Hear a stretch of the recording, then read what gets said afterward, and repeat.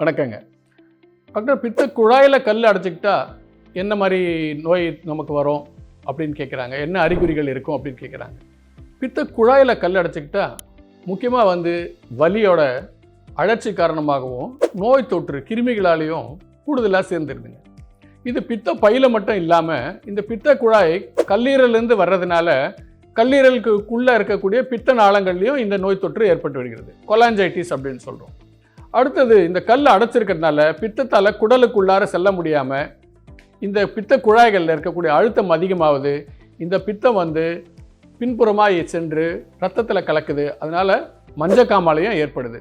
நம்ம இதை obstructive jaundice, அடைப்பினால் ஏற்படக்கூடிய மஞ்சக்காமாலை அப்படின்னு சொல்கிறோம். இந்த மஞ்சக்காமாலை இப்படி வரும்போது நோயாளருக்கு குளிர், ஜுரம், வலி, வாந்தி எல்லாமே ஒரே நேரத்தில் ஏற்படுது.